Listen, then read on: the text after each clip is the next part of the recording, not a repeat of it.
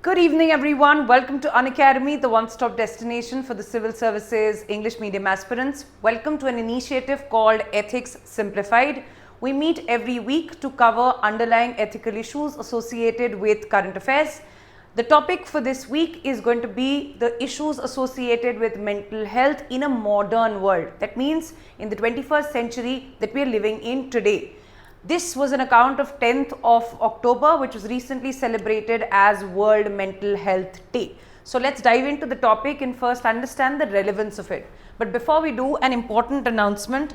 In case you're starting your preparation, this is a great time to join us on the platform. We have launched an offer with one of the lowest prices ever at 17,999. This also includes a Nishchay program in which we will provide dedicated mains related courses. The syllabus will be covered as well as answer writing support will be given on a weekly basis. Along with evaluation, this is going to be a boot camp kind of an initiative which will cover your entire mains related preparation. All you need to do in order to unlock this offer is to use the code IAS English and make full use of it.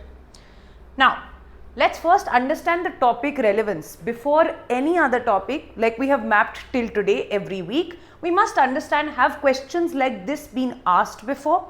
Has UPSC focused on these kind of themes before? And yes, in that way, we look at this previous year question which says, the crisis of ethical values, that means issues associated with corruption, issues associated with greed, issues associated with finding just ends and not looking at means, are all associated with a narrow perception of a good life. That means we take shortcuts to mean what a good life is. We try to basically chase salaries and figures and not basically peace, that or contentment is not the goal generally in today's society. So are those kind of issues where we perceive life in a very narrow manner, not in a broad manner, we have a very myopic view of life, is that creating certain mental health issues or not? That kind of a question can be asked. This was asked in 2017. So a repeated theme, maybe after 9 years, can be a possibility. The second kind of question, which in fact was an essay related relevance, was asked in 2025 along these lines as well. That yes, some people have wealth, but that wealth is often artificial poverty because the amount of sacrifices that are made for that wealth are not to be justified so many times. For example, the excessive EMI culture, but not having the pleasure to spend time with your child in the whole day. You're earning for them, but are you giving them the most important gift and the most precious thing for their childhood, that is your time? Those kind of questions were asked in this essay topic. For instance, the topic said, contentment is natural wealth. Yes, the natural wealth, the truest form of wealth is contentment, is peace, is the ability to enjoy joy in small things, in small happiness. Or is luxury in fact nothing but artificial poverty? Artificial poverty means a form of deprivation that is concealed in the idea of luxury, that is not seen, but it is actually depriving you of the small joys of life. So therefore, this is also similar to the idea of mental health and what is the cost of mental health. The cost of mental health that we are paying in today's fast moving culture, over glorification of work, chasing targets and the hustling culture. So let's dive into the topic and understand how do we introduce the topic. For introduction, one of the most beautiful forms of introduction can be the idea of the gross national happiness index.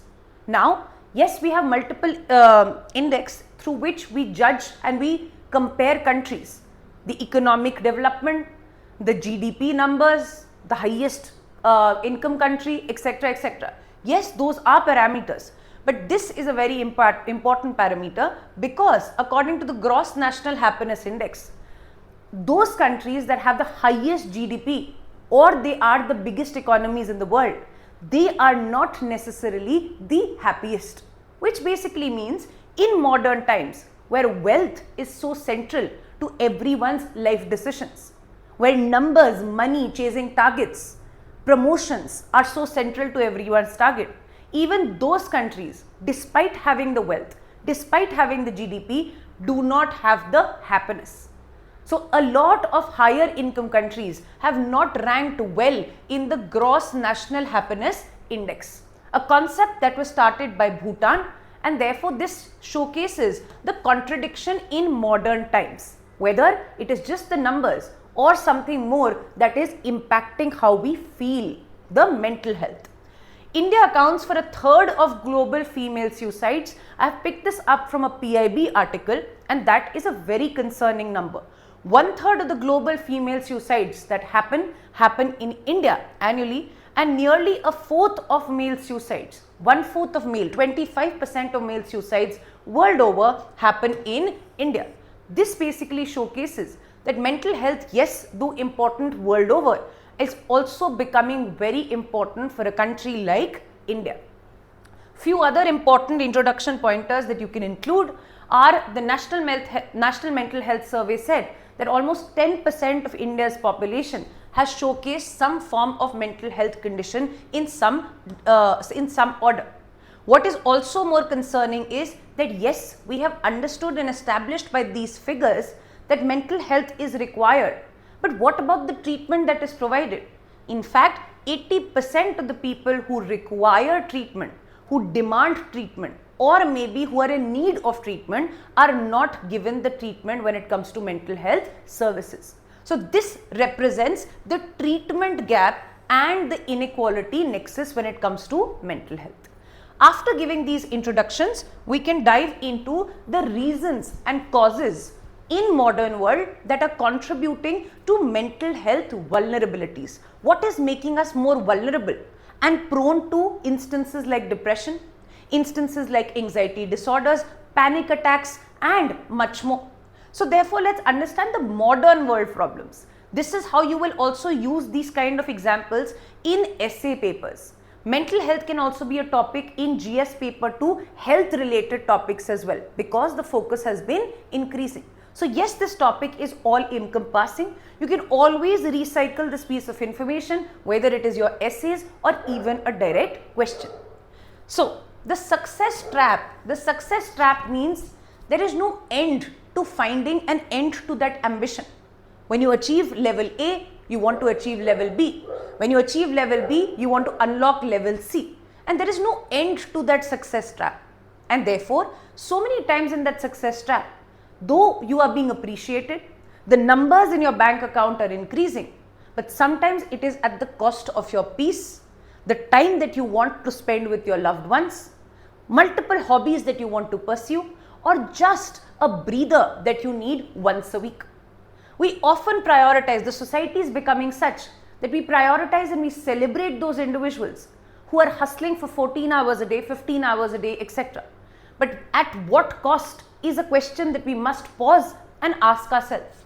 So a good life is often equated with wealth, with fame, and the status a person achieves. And therefore, we also hear about multiple cases that happened last year.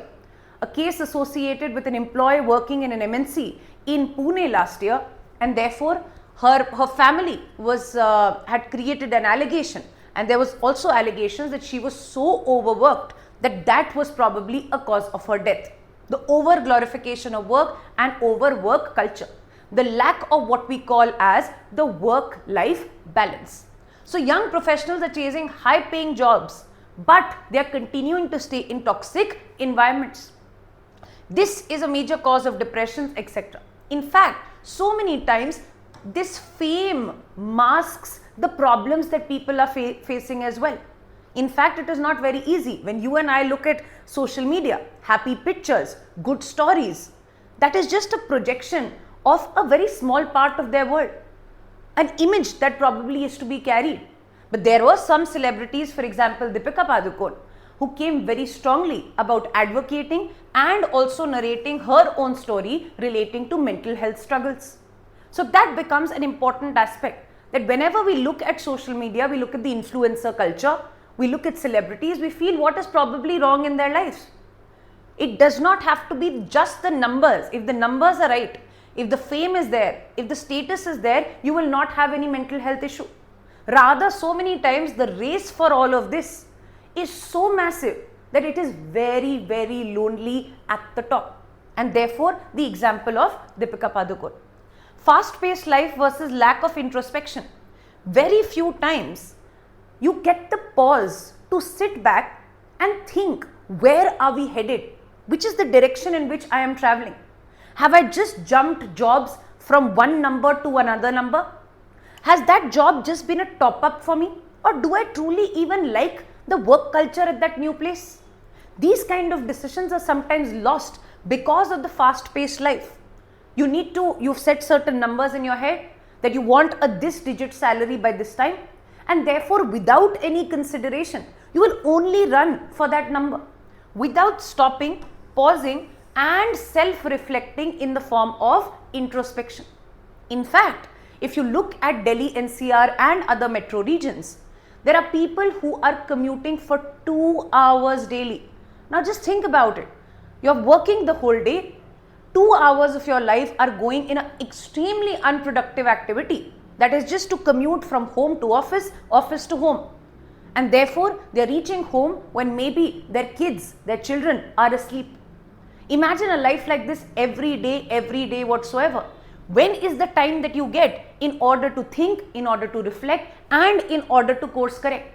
The next day, the cycle repeats. The same 7 a.m. alarm, the same 9 a.m. office, and the same coming back. In fact, the way people also look at weekends now is just a mere escapism.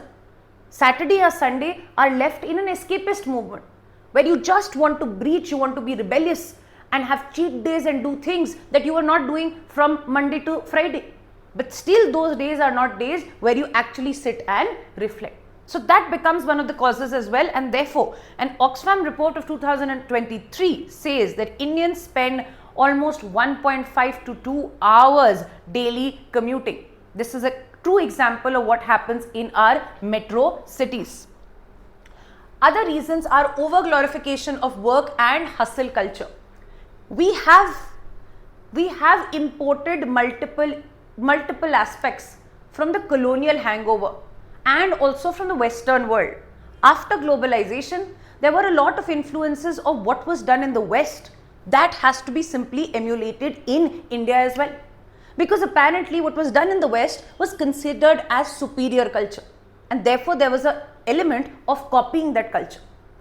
West had an over-glorification of work. For example, the American way of life is about hustling, paying rents, going every day to work, and your only sense of identity that you have is derived from the work that you do, is from the workplace and the interactions that you have.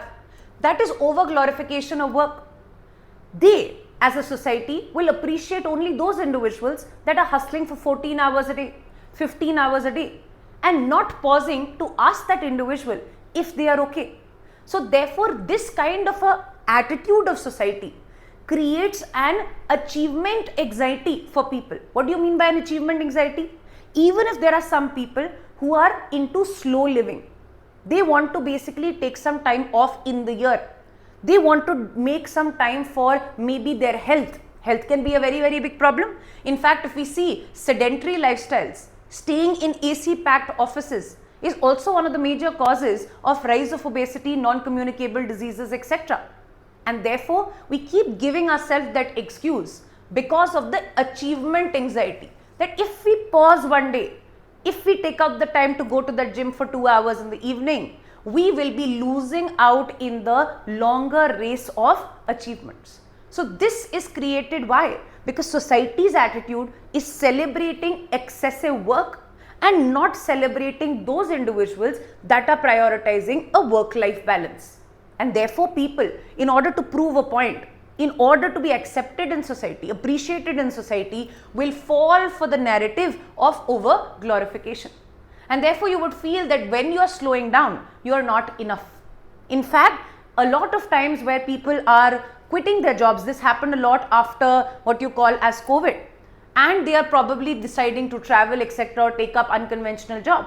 They are often criticized and often called that only the elite sections can probably do this. A work-life balance is very important for every individual, irrespective of the economic strata. Next is toxic positivity, leading to a sense of emotional suppression. Often you would hear in India also, because mental health awareness is not much, the moment you say that you're feeling low, the moment someone is trying to be in their shell for very, very long, and the family notices, or maybe the partner notices, or maybe is noticed in school, etc., there is often a tendency to hush up the topic. There is often a tendency to basically shrug that topic off, or to not address it completely. In fact, you would hear about people saying, what is depression? It doesn't mean anything, and therefore trying to downplay the topic is what is the problem with it. And therefore there is a tendency to ask people, go listen to your music, it will go away. Go meet your friends, you will feel better. Go watch a movie, it will be fine. In fact, so many times if children or adolescents are going through depression, the parents often feel that the children are making this as an excuse for not wanting to do their homework, studies, etc. That is how much it is not recognized in a country like India. And therefore we see on social media as well the excessive aspects of happiness. Putting stories when you are only happy. Putting stories or displaying a type of your life where there is only happiness. So that toxic positivity means suppress your inner emotions, do not acknowledge it, and these kind of people feel that by not acknowledging what you are going through, you can basically sway away depression related problems. It does not go away like this. That is something that needs to be understood. So we heard that toxic positivity leads to suppression, oversimplification of mental health, not trying to seek help, or saying that yes, it is just a thought, it is just a feeling that can be driven away very, very easily. That is also creating further problems. In fact, these create further embedded problems that even intensify in the long run. The next is social media illusion. Now again, UPSC had last year asked a full essay on the FOMO culture associated with social media. That is why I'm saying these are the recurrent themes in which they want you to ponder and they want to check your awareness. For instance, the social media awareness basically means someone is highlighting, it's a beautiful line, someone is highlighting their reels, which is the best part of their life. You are watching those reels and you are comparing those reels with your behind the scenes life. Your behind the scenes life is the reality, is the norm. It is something that you are living for maybe 23 hours a day. They have decided to take that 1 hour of that day, which is very good, or it is also part of their brand collaborations, etc., and display it. You have only seen that reel and now you are making this disproportionate comparison. This comparison will always breed a form of insecurity. It will always breed a form of why not me kind of a feeling. It will always breed a FOMO culture, that is fear of missing out. So that is the social media illusion. We curate a personality on online mediums and therefore we start attaching our sense of self-worth, self-esteem to that comparison that we are making. Are we good enough like them? Did we post a picture like them? Did we post that travel vlog like them? It is always our reference is them.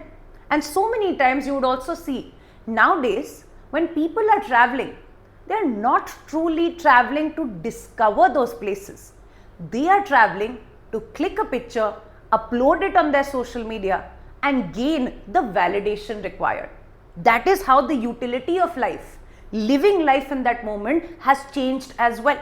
So the FOMO culture, unrealistic beauty standards, multiple filters where women just want to match up that particular hourglass figure, that glass skin, etc., that also becomes a problem. We compare our behind the scenes life, that means our usual life, with their only specific moments of life that they wish to display in the form of reels.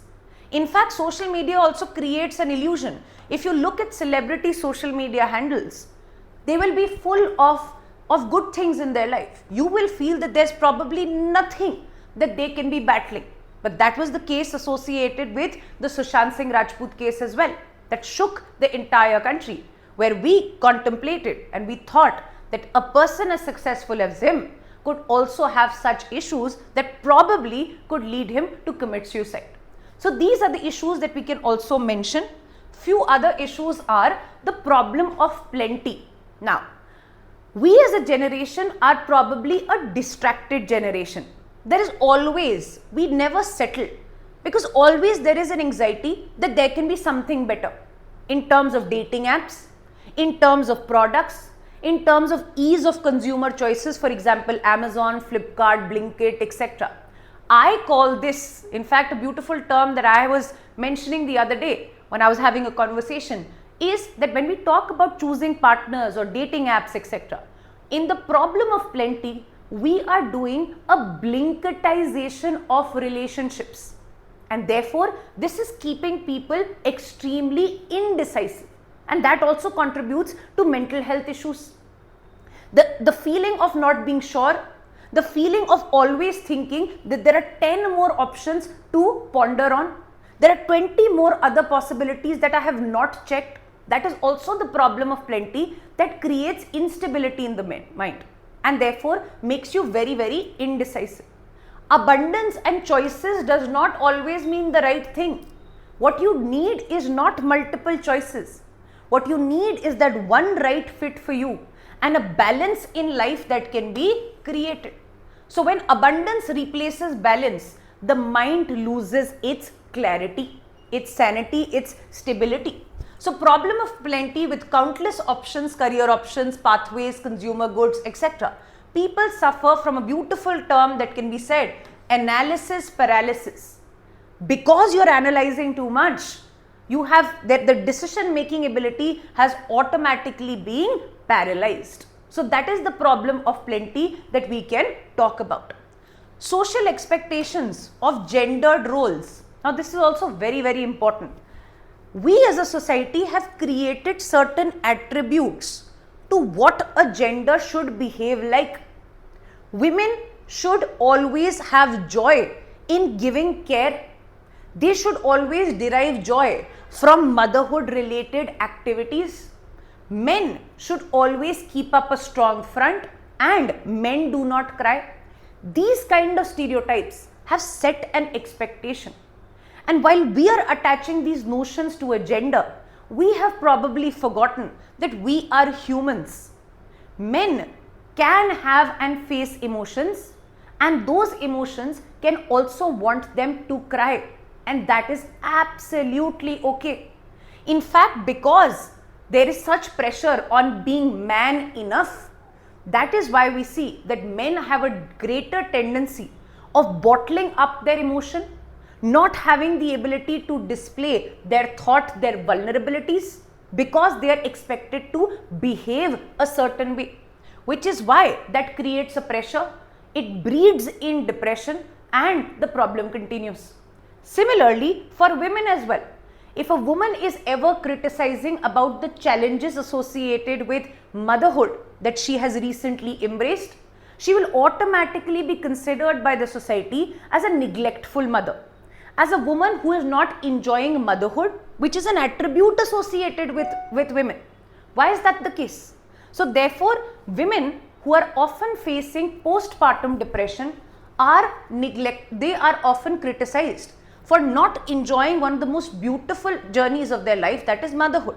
But she herself knows what she is going through in terms of emotions, in terms of her bodily changes, etc. So these kind of gendered expectations by the society can also force people to suppress their emotions, bottle them up and intensify them even further. So emotional suppression turns into anger. People often take to substance abuse and also do self-harm. So studies show male suicide rates in India are nearly double female suicide rates, often linked to untreated depression and the expectation to always have a strong foot forward. These are the examples that you can write about. Next, there is also a culture of hyper independence. In fact, it is very sad to note that most of the females in this generation will have a tendency to overprove themselves. Yes, there is a need for everyone to be equal, to be independent enough, but hyper independence creates a form of extra burden on what or how you want to treat yourself. You often bottle yourself so much that you are not ready to take help. You are not ready to take community support. You are not ready to open up and showcase your vulnerabilities. Showcasing your vulnerabilities is one of the most beautiful aspects of today's time or in a life. Man is in fact a social animal. We cannot completely deny that. No individual should have to be hyper independent in their own domain. Yes, people fear being hurt. Yes, there is a tendency for women to prove centuries and centuries of narrative that they are dependent, and therefore in order to prove that they have taken up hyper independence. But it is also very beautiful. In fact, you allow your vulnerable self to be showcased when you allow yourself to be relying on someone else, on community care, etc. That is where empathy breeds. That is where true conversations come out. That is where compassion can play its part. So hyper independence, the independence and self-reliance over community care and empathy is also a problem. In fact, when we see digital connectivity has increased, even though in a time of digital connectivity, we would feel that people are so connected, just a click and you can message someone, just a button and you can video call someone. In that time, the loneliness should have decreased, but this creates a virtual sense of belonging. It is not the real sense of belonging in the real connections, which is why according to the NCRB statistics, almost 12 per lakh in 2022 was the suicide rate in India. Despite the digital connectivity, there was real isolation because the connections are now only virtual and there is hyper independence to have your own individual self. This is also increasing a lot in urban areas. For example, in rural areas, and urban areas are associated with modern times, with globalized times, with developed times. In rural areas, there is always a tendency that you would know what is happening in the other person's house. There will be a lot of interference, but there will also be a lot of community support at times of need. In fact, when older parents are sometimes living in rural areas and children are living in urban areas or abroad, it is one of the relatives, the aunts, uncles, etc., that they would call and constantly check about how their parents are. Because that is the nature of collectivism based living in rural areas versus hyper individualism based living in urban areas. In urban areas, you would not even know who is living in the apartment next to you because of the ideas of privacy, etc. Extra privacy is also a problem in that case. Luxury is an artificial poverty. That means luxury, when you have everything at your disposal, it creates an impact, it creates an aura that you are not deprived of anything. But in fact, in the real sense, you are deprived of it, and therefore it is a poverty that you yourself have created, artificial. And therefore we see that because comfort without contentment is just another kind of deprivation. The idea is, yes, you are providing and you are buying the best cars, the best education, the best toys for your children, and you are in the EMI culture. So yes, there are luxuries when it comes to education, living, etc. But do you have the most important thing, that is peace, a good night's sleep, and the valuable time that you can spend with your kids? So EMI culture versus parental gift is an example that you can write about. Information overload and compassion fatigue. This is also a reason. For instance, we hear about, whenever we wake up in the morning, the newspapers are filled with news about rape incidents, world conflicts related incidents, starvation related incidents, refugee crisis, and multiple more. We read them so much. We're often pinged on our phone with constant news updates so much that we automatically become numb to this kind of issues and problems being faced in the society. And this numbness creates a sense of hopelessness that we'll probably not be able to do anything to it. This is how it is going to continue. And therefore the compassion that you had, when you had a compassion, that means compassion is the need to alleviate someone else's suffering, to do something to reduce someone's suffering. You can do that, or you can have that compassion for one person, for two people, for five people. But suddenly when you're required to do it for 100 people, or look at a world full of these problems, slowly you're going to feel fatigued when it comes to the amount of compassion that you have to give to the world. And that also is a problem. So the problem of information overload is creating compassion fatigue. The constant news updates relating to conflicts, rapes, crime, etc. According to WHO, reported increase in global anxiety. People are more anxious. In fact, this happened to me as well.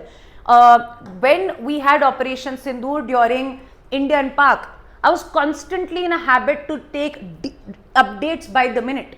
And by the end of the evening, I felt that yes, I felt a little anxious, because you're constantly looking at that. You don't know what to do, you don't know what will happen. So that kind of a information overload or doom scrolling, continuously doom scrolling, reels after reel, can also change the makeup of the mind and create anxiety. Next, the dopamine economy. For instance, the dopamine economy is that your mind has been wired to want everything instantly. A quick delivery app, a quick Uber to be booked, one reel after the second reel. On a games platform, if you're losing, you close the game and you start another game. That means everything has become instant. The earlier times probably taught us some form of patience. They taught us some form of resilience. The need to maybe go to an office, a public office, stand there for lines, etc. The society had become at that time a little more tolerant with the ability to wait. And with those kind of virtues like patience, perseverance, etc. What the earlier generation had learned were these characteristic traits. And these were important in reducing the impulsive thinking. That means immediately want to do something. They had more control over their own actions. But with the dopamine economy, we are wired to want everything instantly. This replaces long-term purpose. It reduces the traits of patience, perseverance, etc. And our focus and attention span is drastically reduced. You see nowadays, and that might be the case with you as well, studying for 2 hours continuously has become one of the biggest challenges because of the lack of attention span. You would constantly have a need to open Instagram and scroll reels. So this is impacting the emotional stability or emotional intelligence as well. Next is trolling and digital hostility. We feel that everything is from a joke perspective. Online memes, digital trolling, defaming people just to have fun, etc., etc. All of this can have a major impact on those people that have been the victim of those memes. And therefore, we are saying that it is important to practice restraint in an area of social media where faceless trolling can be one of the reasons. Meta, that means Facebook's 2024 transparency report, said that they had to flag more than 1.5 million posts that had something to do with hate speech, that had something to do with defamation, that had something to do with trolling. Now imagine the kind of impact this can have on people as well. Another reason is called objectification. That means we are creating a commodity out of humans. Humans were not meant to be just profiles in dating apps. Humans were not meant to be just part of swipe culture, but that has often become the case. Dating apps have reduced human connections to swipes, to looks, and just profiles, making any kind of relationship, any kind of engagement purely on a transaction basis. So objectification has also increased in today's time, and therefore a lot of people who have been objectified will automatically have insecurities to match a certain object quality. In fact, it is so sad that on social media, a lot of us are not displaying who we are.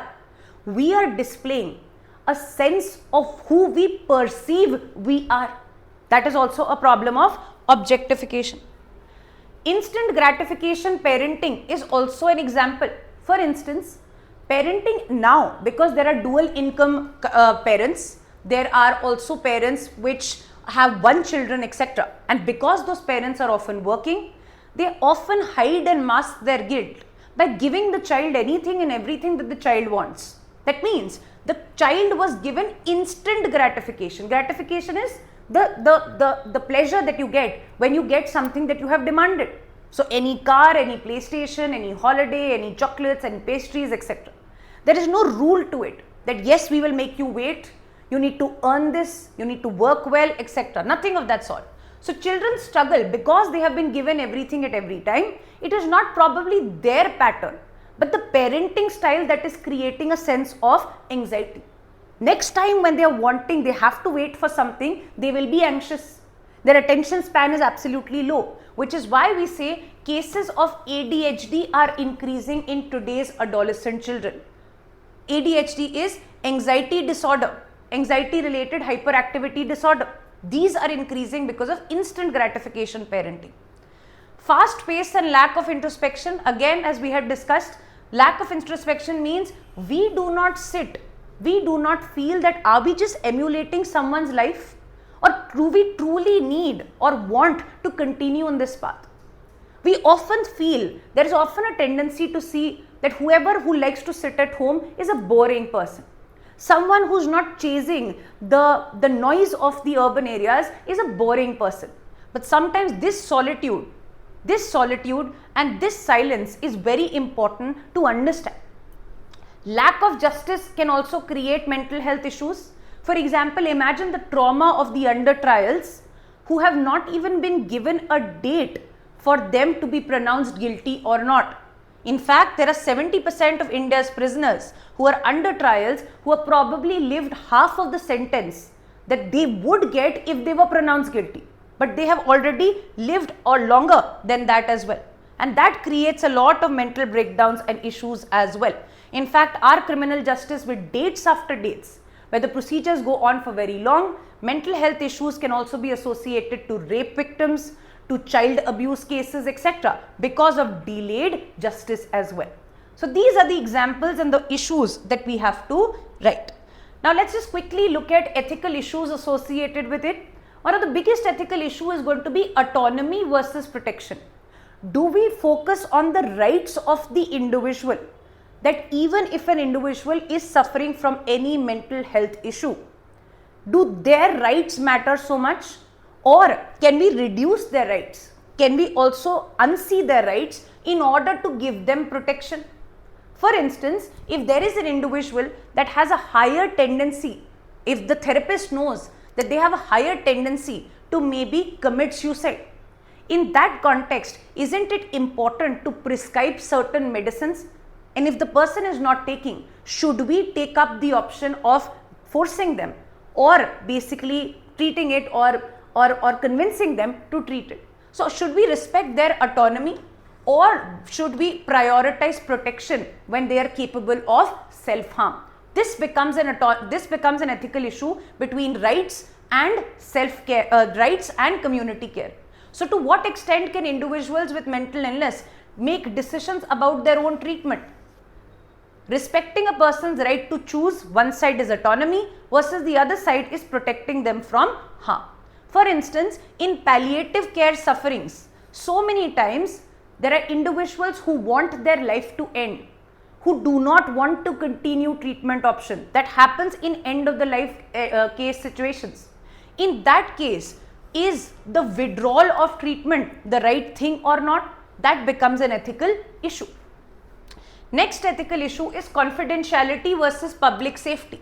That means, for instance, if there is an Indian Armed Forces officer of a good rank who will take multiple decisions associated with India, etc., he is suffering from certain mental health issues associated with the previous traumas of the service.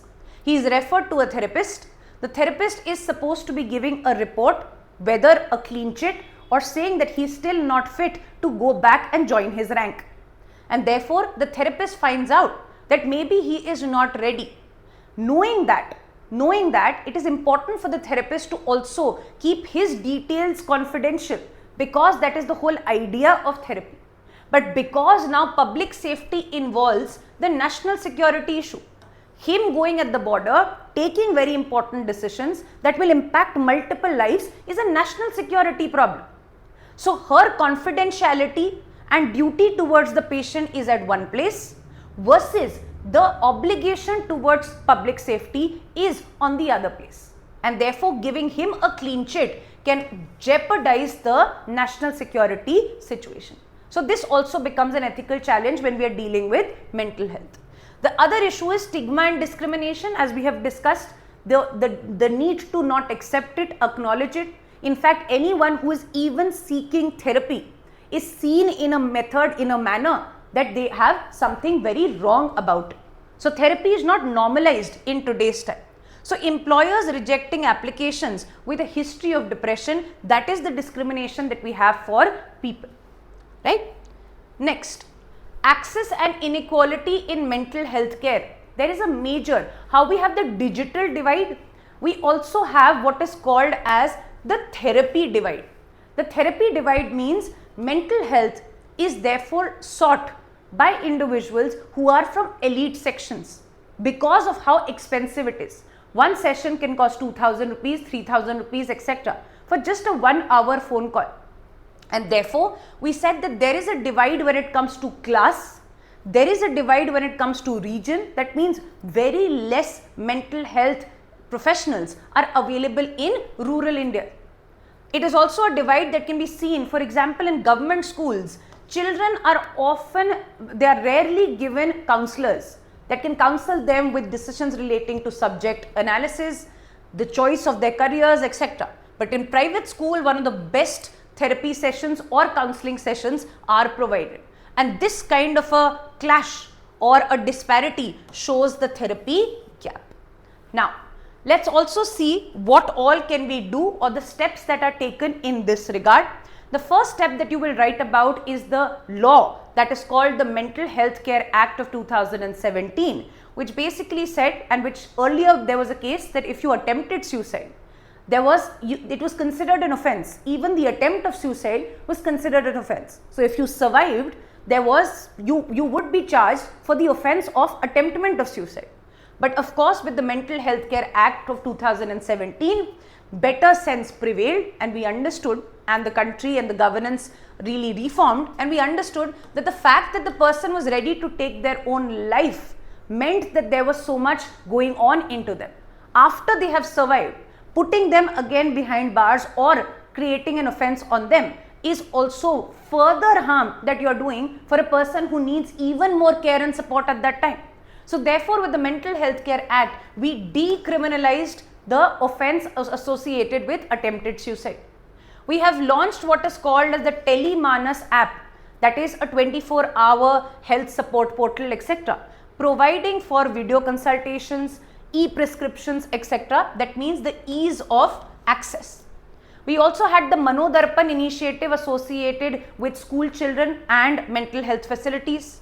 We have the National Suicide Prevention Strategy as well to cut the suicide mortality rate by 10%.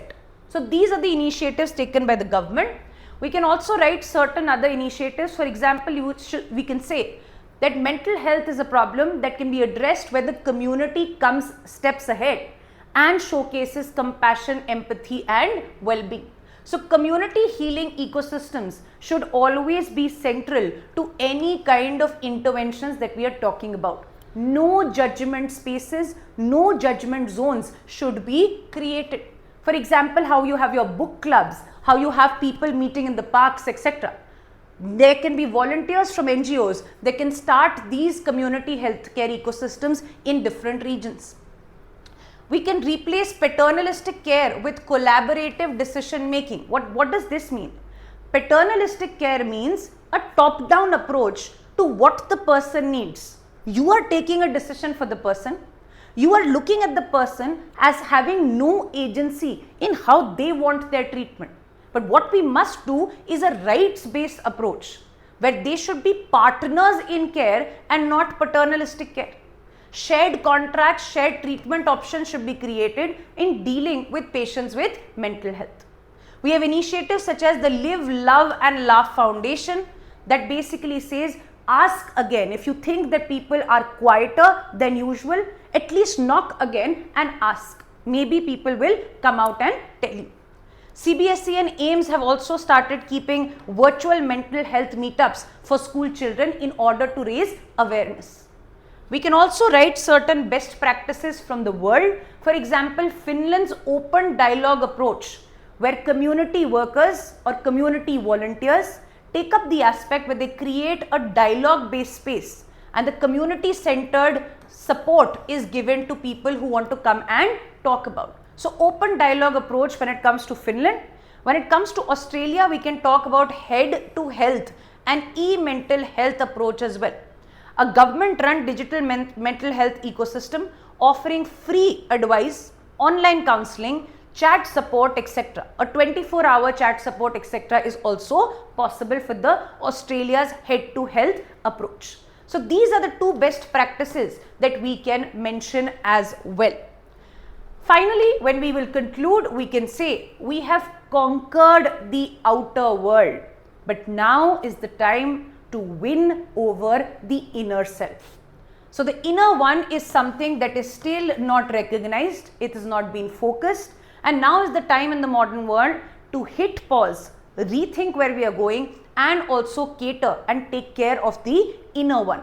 The real cure lies not in medicines. It is not just popping of medicines. That means health should not just be viewed as physical health, but more in understanding.